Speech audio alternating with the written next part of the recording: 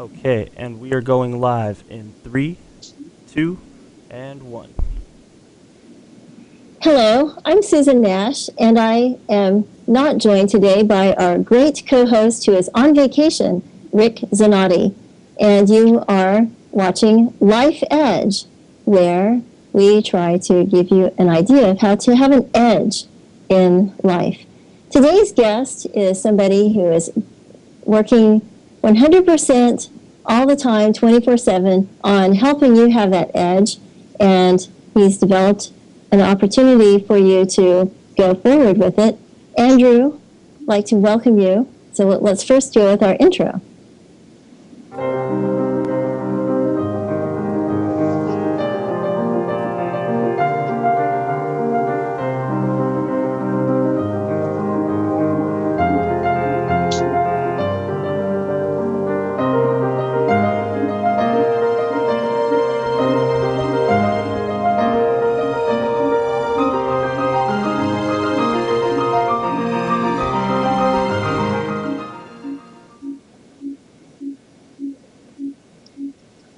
Hello. So our guest today is Andrew Poon of Chief Outsiders. Andrew, welcome. Thank you, Susan. It's really great to have you here. And I know you as a geoscientist, but now I know you also as a Chief Marketing Officer for a very cool concept. And the name of the concept is Chief Outsiders. But if you would like to, you could describe what Chief Outsiders does. Okay, thank you, Susan. Thank you for having me. Chief Outsiders is a marketing management consultant firm operating nationally across the U.S.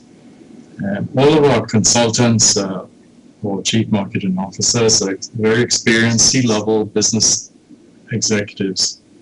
And the goal of Chief Outsiders is we help small and medium-sized companies grow their businesses we work for them either on an interim or part-time basis as a member of the company's executive management team. And we're also available for strategic projects and coaching services.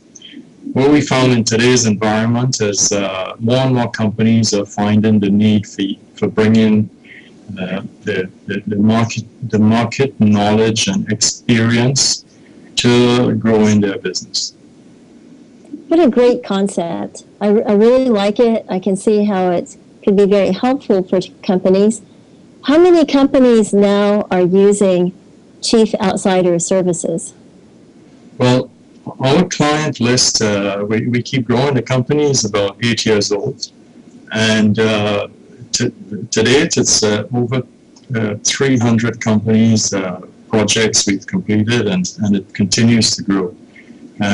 Currently, we have a staff of around 50 professionals, 50 chief marketing officers, and the utilization keeps going up, and we still hire. That's great. Could you describe a few of the companies and examples? Well, Susan, we cover quite a range, just about every industry that is covered. And some of the, companies range, from, we've done work and our people have worked for companies like Microsoft, Dell, Hewlett-Packard, AT&T, Goodyear, McDonald's, Marriott, Nestle, Procter, and the list goes on. Of course, Weatherford and Schlumberger, that we've come from, but we're doing projects mainly for the small, medium-sized companies and industries covered. For instance, we have projects done for the Dallas Morning News, media and entertainment, which increased revenue by something like 80%. Services like workplace dynamics, retail, which is the house formal wear, agriculture, and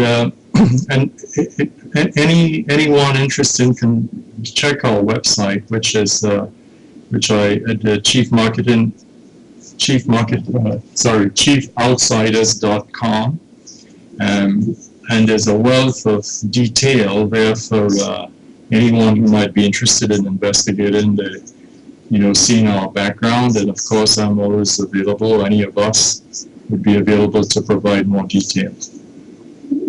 This is, well, here's an example. Okay, so I'm going to throw out a hypothetical example.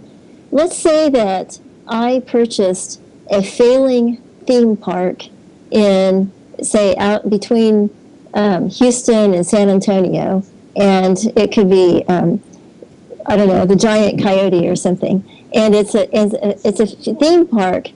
Can I come to you and ask you to help grow the business? Absolutely. That would certainly fall within the scope of services that we offer.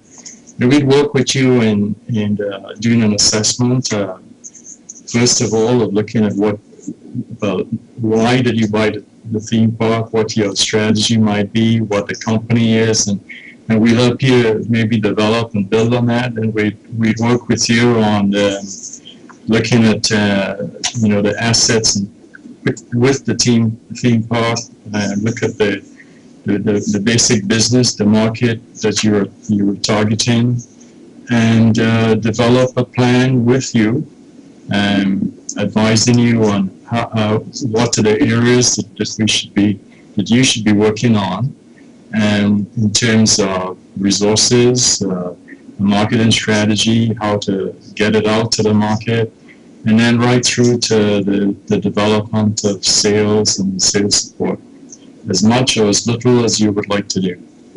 Oh, that's excellent. Okay, so let's say that you do all of the recommendations, you identify the market, you understand how to appeal to them, but it turns out that my featured ride, my Wild Coyote ride, needs to be updated and replaced, but I don't have enough money.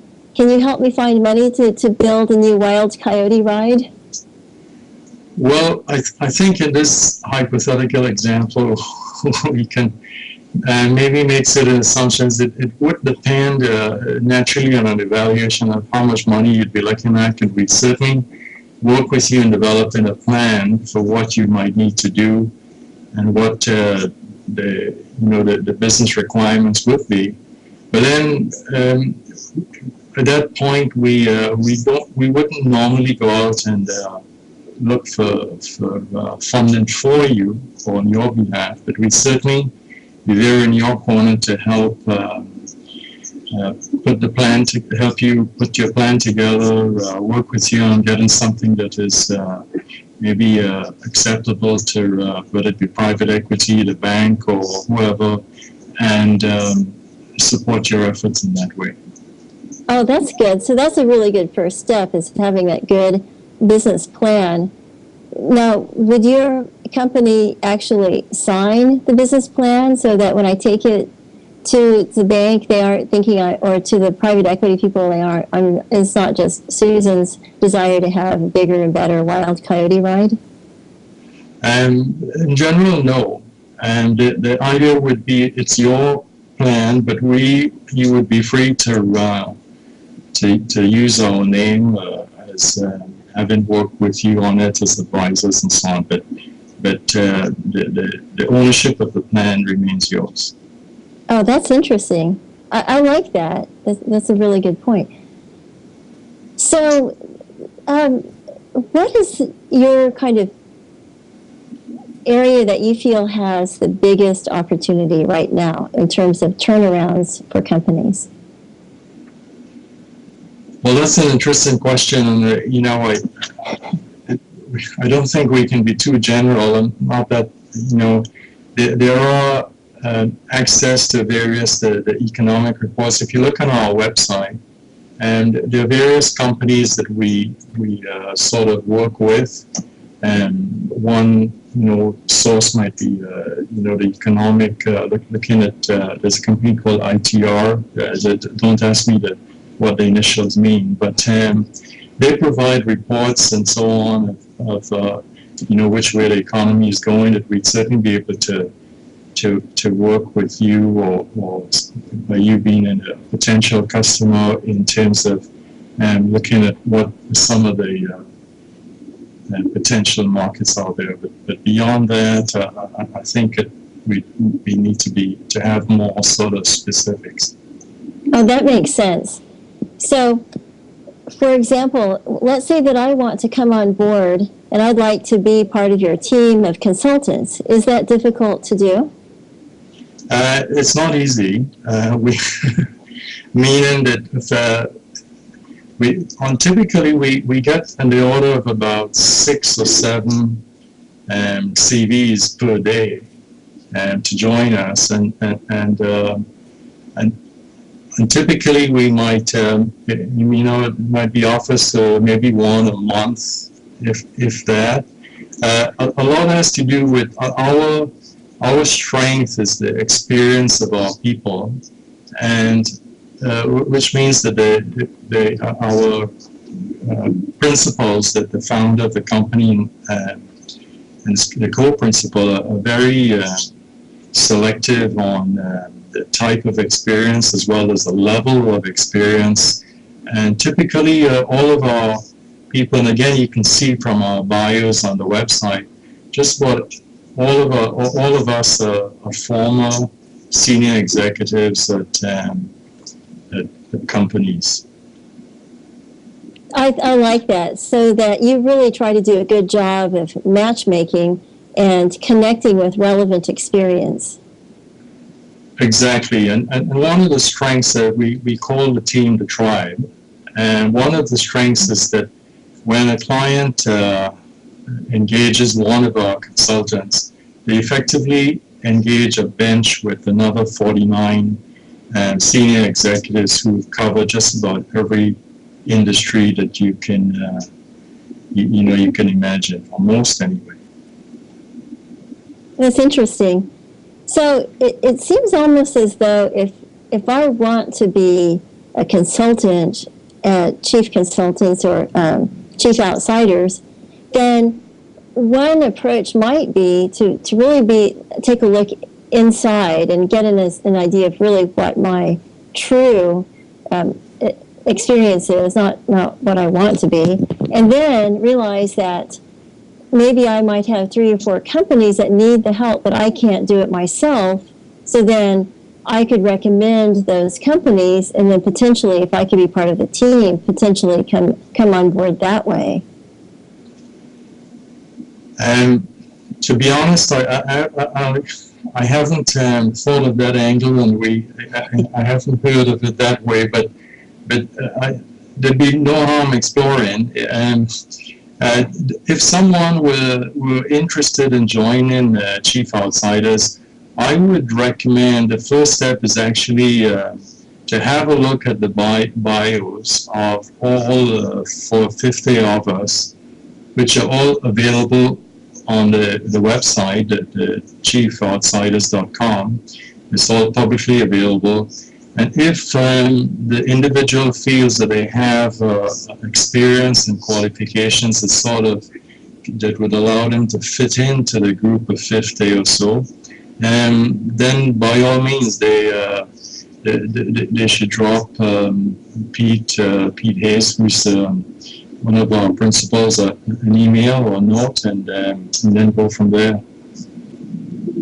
Well, here's a little bit of an off-the-wall question. Okay, so are you familiar with Gordon Ramsay and the TV show Kitchen Nightmares? He's like a chef, a major chef who goes around to restaurants. Usually they're cases where they're family-owned, but they've hit on really, really hard times. But sometimes the restaurants are in such bad shape, like dead rats and things in the kitchen, and it's really bad things. And he just said, shut it down. It's hopeless. We can't help you. So would you be willing at times, can you think of a case where somebody might hire you and it's just completely hopeless? Yeah, I myself have only joined a company in June, which is just over a month ago, but looking through some of the cases and talking to some of my colleagues, a situation you describe where, the family business and they're trying to turn things around and there's good potential, that is certainly within the scope of what we do, and And one of our people meeting with the owner or owners of that restaurant in that case, um, would be able to give them a good assessment of what areas need to be targeted and focused and worked on. So help them to build a turnaround plan, if you like. Oh, that's good. Yeah, it seems like I've watched a lot of Gordon Ramsay, and it's pretty entertaining because he's kind of direct. Actually, he easily becomes really horrified, but Yeah. but it's pretty entertaining. But I like your approach because it seems calm and respectful. Yeah, and it's sort of, I looked at Ramsey when we lived in London a few years ago, but so I know what you mean. But like I said, just about the first step when we talk about bringing the the market experience to a business and growing it that way, it all starts with an assessment, and we really need to understand in the early stage of what if you look in the website, we talk about the growth gears. The first stage is always trying to get insights into the company that is doing the work, the actual competition they have, and the market that they're targeting. And until or unless that is done, and a lot of people tend to they need to be encouraged and assisted to build that discipline. But without that, it's tough to build a plan. And the flip side, though, the good news is that once we do that, it's really not that difficult to build a plan going forward after that. Does that make sense? Oh, totally. And in fact, when you were talking about assessments, I couldn't help but think about the theories of Kahneman, who talks about cognitive bias and the importance of bringing in independent third parties to help companies see things and get away from things like groupthink. So I really see the value in your approach. Exactly, and in fact, one of our strengths with the tribe is that with 50 people and with such a varied degree of expertise and experience and so on, when we do a peer review of one of the CMOs, the Chief Marketing Officers, preparing a meeting with their client or so, there may be 10, 12 people on the review. And the ideas that come out of that is exactly as you say, everybody's coming from a different angle, and the result is what we, even though there's just a one point person maybe with the client, they get the benefit of hundreds of years of experience, literally. Well, that's great. Okay, so I have one more tough question, and that is the question that we ask everyone. What do you believe in your life has given you an edge that's helped you overcome challenges? So I think for me, there are two things that I feel that over the years that have served me well. One is that I have a thick skin. I was brought up in a family of 9 children, and I was number 8, so I was used to taking orders and facing and having to struggle for stuff. And secondly, I have what some of my colleagues refer to as intellectual curiosity, so that I don't mind trying to find out new things and try new things, and coupled with a thick skin, I don't mind if it doesn't work out the first time. Oh, that's really good. I like that. Well, Andrew, it's been a pleasure to have you on the show. And if someone would like to get in touch with you, how would they do that? Through the website is if anybody can't remember, it's www.chiefoutsiders.com, and my email is apoon. He is an Andrew Poon at chiefoutsiders.com. And that comes straight to my phone. I have a smartphone like most people. and I would respond certainly within the 24 hours or so. Oh, wonderful. And I thank you for having me on the show. It's always a pleasure. Well, thank you. And before we go, I'd like to ask our audience to be sure to vote. Give us a big thumbs up, please. And also share with your social media, share Andrew's interview with people who could benefit. So thank you again, Andrew. It's been great to have you on the show. Thank you, Susan. It's always a pleasure working with you. Bye. Bye.